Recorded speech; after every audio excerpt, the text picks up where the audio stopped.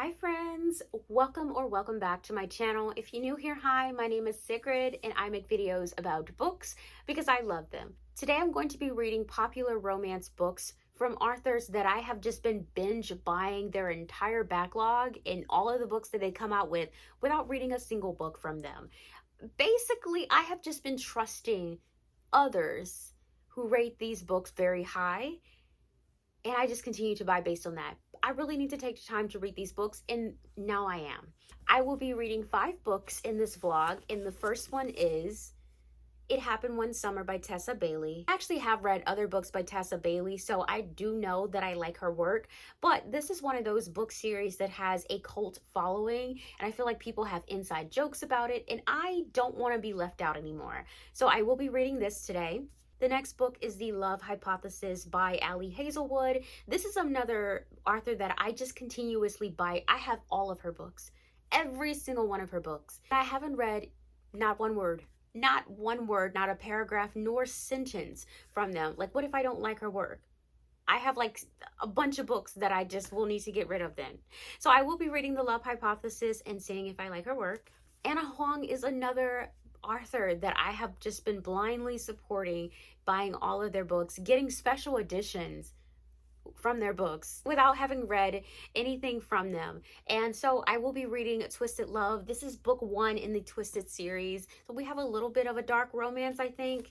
I think this is dark romance. You can't really tell by the cover, but I think it qualifies as dark romance. This is book 1 in the Dreamland Billionaire series. It's called The Fine Print. I'm excited, but this is Things We Never Got Over by Lucy Score. Now this one is a big one. It's pretty big.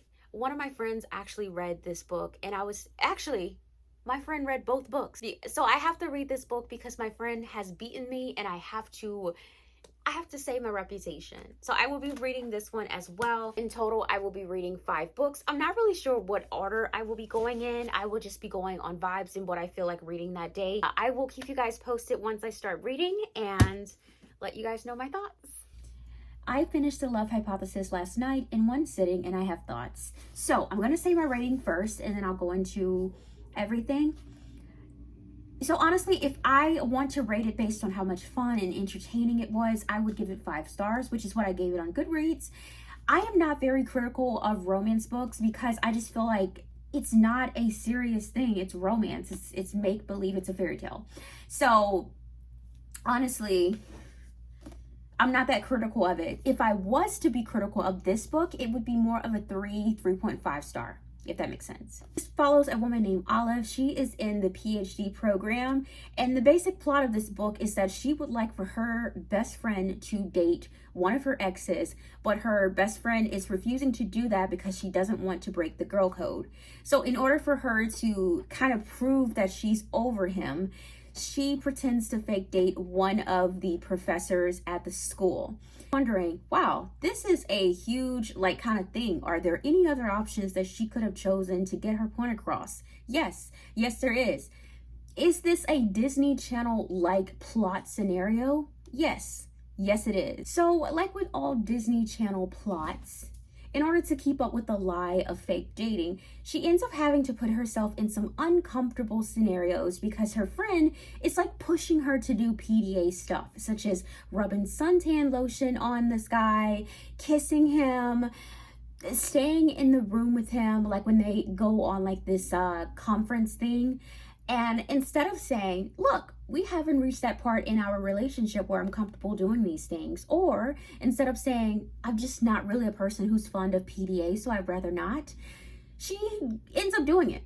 She doesn't question it, and she's just like, I have to do it to keep the secret.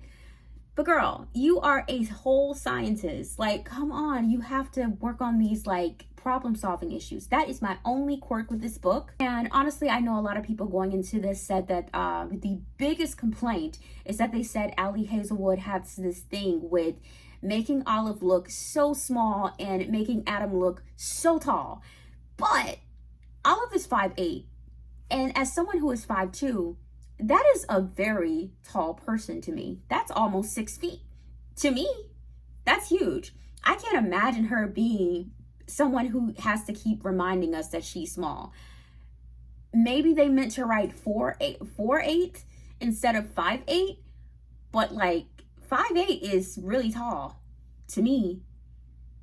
Like, you really should have made her 5'2", because I feel like that when I'm talking to someone who's taller than me. But I will say that this wasn't something that really bothered me. Like I said, that is a huge critique of this book, is that people hate that, but it wasn't annoying to me, and probably because I knew going in that it was going to talk about it a lot. The things I like about this book, I absolutely love Adam as a character. He is kind of like a grumpy person. They are complete opposites, and I really love that trope.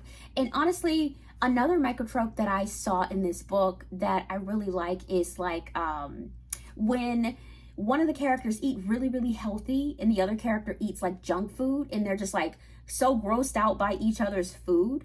I learned that I like this from one of those Hilary Duff movies. It was called Beauty in the Briefcase.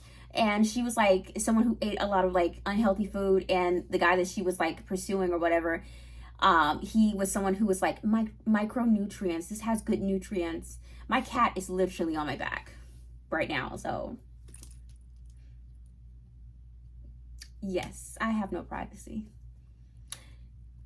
Willow, so I really do love Adam. He's so sweet, and there's a part in this book towards the end where she thinks that he's not going to believe her about something, and his response to me makes Adam kind of my dream guy. Like, I don't really have a lot of crushes on people, but if I did, I would like Adam. He is so smart, and he looks at things very logically, but when it comes to Olive, he's just like, no one else matters except for you.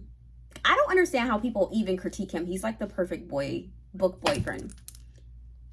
I like that each chapter starts off with a hypothesis. I like that. I think it's cute. This book allowed me to be my nerdy self. Like, it allowed me to really full out be a nerd.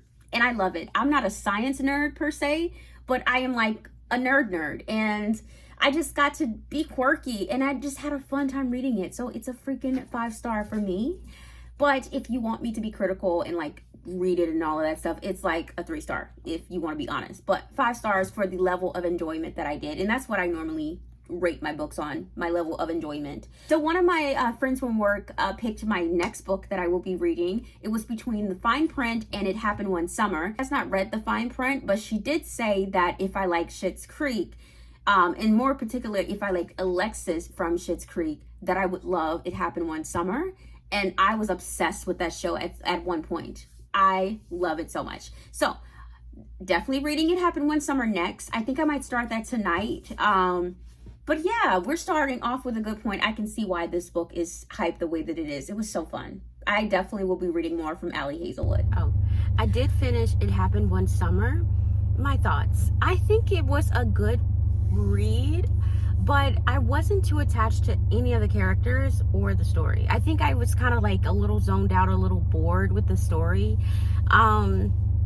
Yeah, I do see the resemblance to Alexis from Schitt's Creek, but I don't know. I just kind of feel like it's not the same, but also maybe it is, because I don't think Alexis was my favorite character on that show. It was all of the other characters that really brought that show together for me.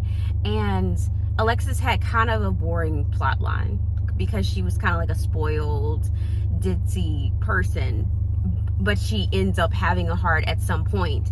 So yeah, for me, it's going to be a 3-star. I don't think I'm gonna continue on with the series. I just don't really care enough about her sister. I do like her and how protective she was in the beginning. I was enjoying it in the beginning, but then like later on, it kind of fell a little flat for me. And then also, I wasn't really believing the love story. Like, I just felt like it happened too quickly. And I don't really like, normally when it comes to like enemies to lovers or hate to love or anything like that, if I can hear like the internal dialogue of the guy and he's like, oh my God, but she's so hot, it kind of turns me off. I want them to legit hate each other, and then out of the blue, I want them to like each other. I don't want you to acknowledge that she's cute. So, yeah, 3-star for me. Not a bad book, but I don't know, I just don't know if I like it. I'm not sure what will be next, maybe the fine print. Actually about to go to PetSmart to get my cat some more food, and I think I'm gonna listen to the next audiobook, which I'm thinking might be the fine print. I'm almost certain it will. And I will keep you guys updated on my thoughts. Forgot to give you guys like a summary of what It Happened One Summer is about. So this is one of those like fish out of water, rich girl has to like learn the value of money and get a job kind of situation. So it follows Piper Bellinger. She is modeled after Alexis from Schitt's Creek for sure. And I realized that Alexis just wasn't a character that could hold her own on the show. Like, for me, I feel like her plotline was usually boring. Like, the only thing that she had was, like, vanity, and it was funny, but it was, like, the other characters, like, the mom on the show was, like, hilarious. The brother was so funny. Even the dad was, like, hilarious, like, their plot lines. But Alexis is just, like, I needed additional things, like her interacting with any of the other characters. It was funny, but by herself, I don't know. Piper is like a spoiled rich girl. She has a rich stepfather, and she's basically like a socialite, so she's known for like partying and stuff. So honestly, I would say she's more like Paris Hilton in my opinion than anything. Ends up getting broken up with by this guy in the beginning of the book, and he is not nice at all with it. He calls her stupid like so many times, and he was just very condescending with it. And she was trying to like save face, but like because she was at a party and people was watching her, and so she couldn't like show her emotions on her face. And I was like, girl, I know how that feels. Ends up doing something in response to just kind of like save her image, and ends up in jail. And because she ends up in jail, her stepfather is like, look, this is the last straw. I need you to grow up, and to make you grow up, I'm going to like send you to this town to like work on this job or whatever. Like, honestly, it's very vague. I do not remember. I think it was something about her biological father leaving something behind, like maybe like some type of like place she can work. She ends up going to the small town and meeting this fisherman, and immediately he hates her because he assumes that she's like the spoiled rich girl who only cares about herself. And it might not be, like, it's not true, but like it kind of is. When he meets her, she is kind of like that, but she does grow. It's like one of those movies where, you know, they end up growing and liking each other. It was pretty good. It was pretty good. I did start the fine print on my way to PetSmart, and I'm liking it so far, you guys. So it starts off with a character named Rowan, who I am liking so far. He seems to be like a grumpy person, and the heroine in the book is a Sunshine character. So it's definitely Grumpy Sunshine. It's definitely one of those books where they start off on the wrong foot as well. Like, they just immediately don't like each other. Rowan's grandfather passes away, and in his will, he leaves like this letter to each of the grandsons. They have to all complete a task in order to get their percentage of the money, and this is not a little money. Okay, there's like this like Disney theme park like thing in the book where they all work at, and so I think Rowan's task is that he has to become the director, work on some type of project for 6 months, and completely change the park. So that's what he's working on. So I haven't gotten that much into the book. The heroine is someone who works at the park at like one of the hair salons there for kids, and she submitted a design for changing one of the rides, and it's kind of embarrassing because she was drunk when she did it. So it's like, oh, woe is me kind of thing. But I'm loving it so far. It's definitely a hate to love kind of situation going, and I'm invested. I think I'm definitely going to love this more than It Happened One Summer, but we shall see, and I will keep you guys posted. But I'm about to go into the mall now and buy some things. Okay, hi friends, it is Sunday, and I have read the fine print, but I just wanted to kind of keep you guys updated with what I'm doing today. Today I'm actually going to be filming an unhaul video immediately after filming this update, but and it's gonna be pretty big. I'm going through pretty much all of my books and unhauling, and right now I am at a good 2,000 books, and so I need to get rid of enough to have more space on my shelf. So update time. Okay, so I went into this thinking that I would be different from the majority. And I think the majority of the people who read this series, they don't like the first book and they really enjoy the second book. Wanted to be different. I wanted to be one of the few people that read this and loved it, but I will be giving this a 3-star. It just wasn't my thing. I started off really liking Rowan, but at some point I kind of got annoyed with him. I don't know why. I didn't like the chemistry between the characters. I don't believe it. I'm not a fan of them. And I will say the ending was the best part. Like when everything was wrapping up, we were learning, wow. Say the ending was the best part when they're wrapping up things, what decisions people are going to make, and seeing like the final results of like everything that they've been working on so far. I like that, but I will say the beginning was pretty decent. The middle part, I feel like that's where they lost me. Where like I feel like I just, once again, I was bored. Parts that I do like. I feel like Zara as a character kind of fell flat for me. I don't know what it is about her, but I just didn't really care. I felt like she was a little too strict. She was a little too much, and she would get mad about things that I feel like I wouldn't get mad about, or I wouldn't care too much about. Like, yeah, the lying and keeping things a secret. But if you look at it, like, he did that because he wanted to get to know you more.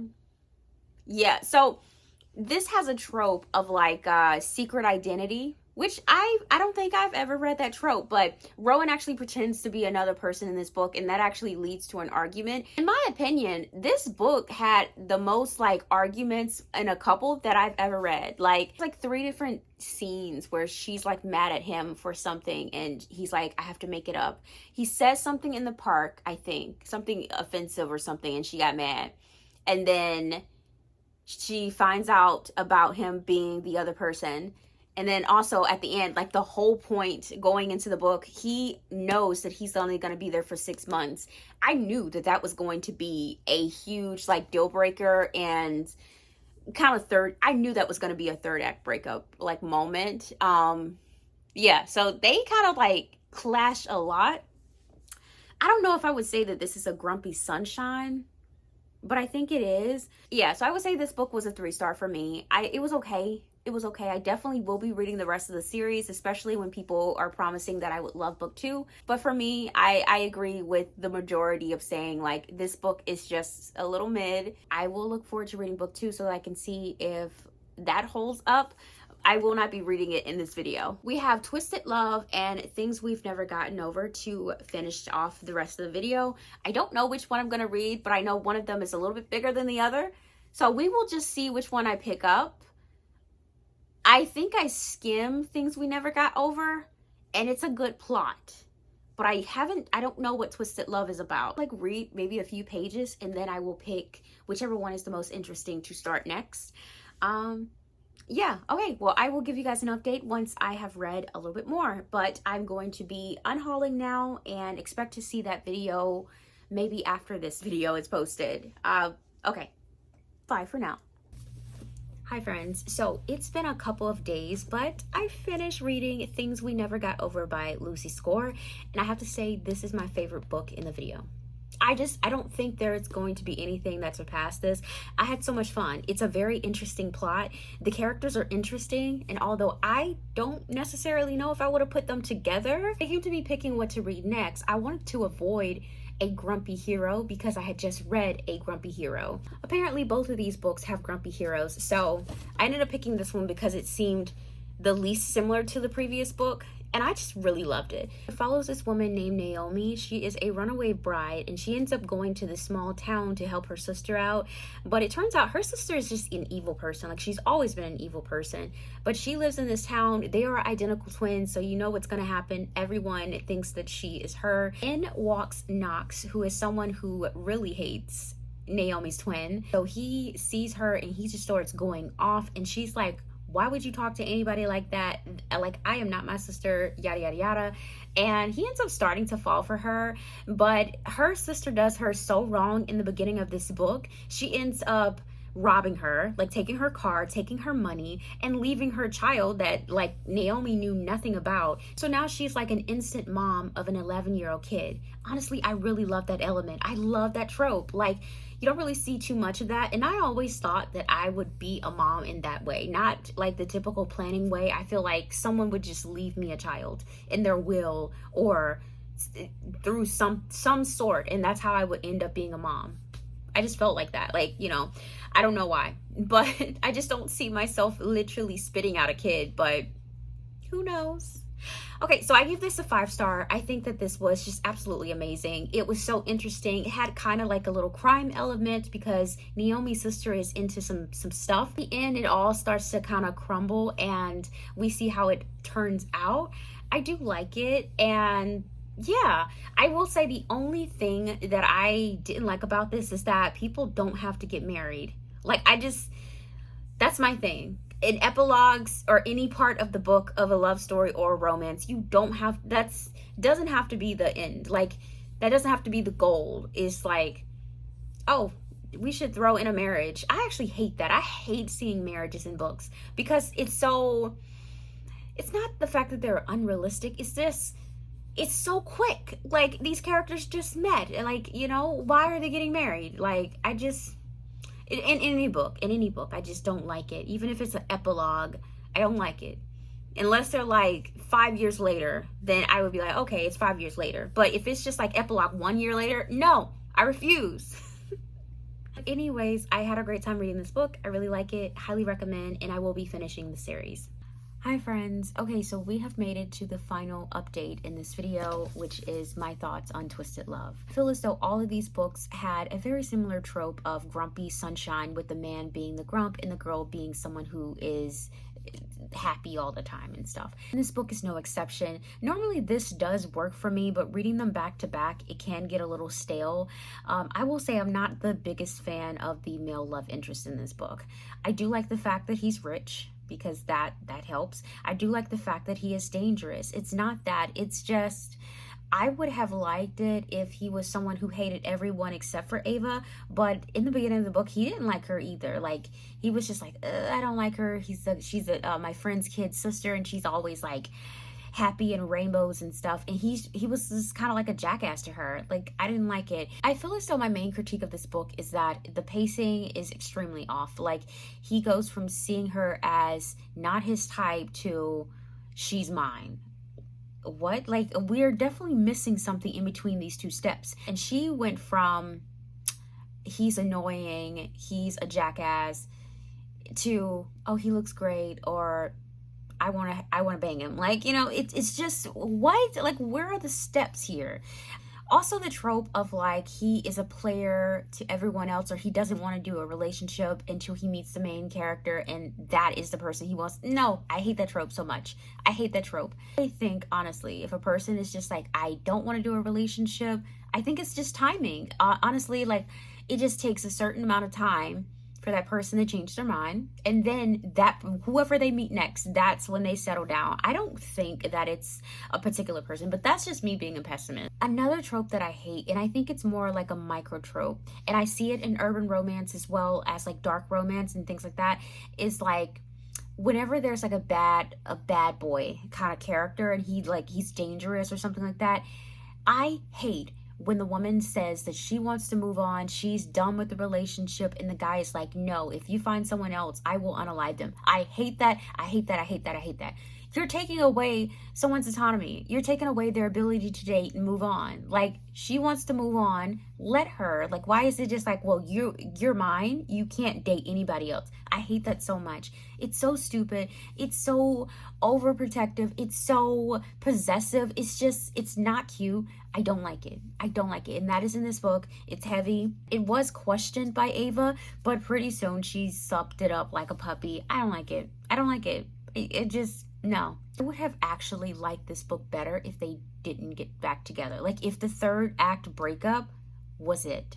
Like, it would make more sense. He did something that was like super unforgivable, and like, it just doesn't, to me, it doesn't compute that she forgives him. It doesn't. Like, it doesn't compute if they end up together. Would have preferred if he would have went on and continued to learn that lesson or whatever with a love loss, not get the girl in the end. Like, wow, I really am messed up. But that would have been a perfect love story to me. It doesn't have to have a happy ever after every time. It could be a realistic story. If you really mess up this much as he did in this book and said the things that he did in this book, you do not deserve to get the girl in the end. That's law. And so he should not have gotten the girl in the end. I'm going to give this 3 stars. Alex is not a book boyfriend of mine. I do not like him. Other than him having money, that is pretty much it. I did not like it. I didn't. I will say though, the thing that really saved this book and made me really like it is the plot line of like revenge. There's a revenge plot line. Alex has a little bit more to him than meets the eye, and I do like that side quest plot line. A lot of people, I think the biggest critique of this book is that they don't like it, but to me, it actually made it more interesting. The fluffy love part of the book actually is the most boring part. I don't believe in their relationship. I don't see it. It's unevenly paced to go from like not hating each other but disliking each other and being annoyed by each other to then saying I love you, to me is insane. So there had to have been something else thrown in to make it happen. I do like her friends. I like that they were always there. We got to meet those characters.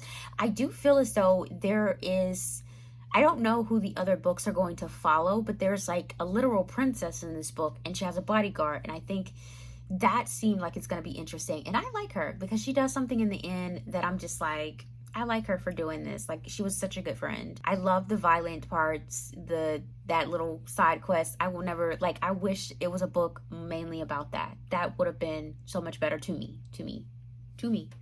I will end this by giving this a 3 out of 5 star, and I do think I will continue on with Anna Huang's writing. I do like her writing style. I do think that maybe I just didn't like these characters together, but I do think maybe in another book or different characters I would like. Alex was just not it for me. Oh, by the way, you guys, I got a new Switch Lite today. I guess I'll show you a little bit. Look at the case. It's so cute. It's a unicorn. I got it on Amazon. And anytime I'm going to make a frivolous, unnecessary purchase, I always get it used, or at least I try to. So this is used. I got it off of McCurry, and I don't know if you guys can see it, but it sparkles. And I am currently playing Tomb Raider. Well, I'm currently playing Tomb Raider. I don't know if you guys can see that, but you can't. Okay, you can a little bit. So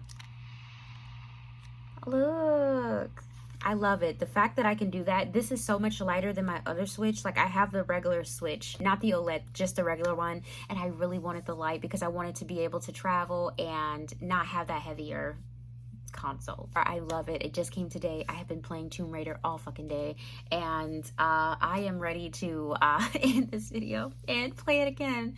I've really been getting into playing Switch games while listening to audiobooks. They have been the key to this entire vlog. It's just been so much fun doing that.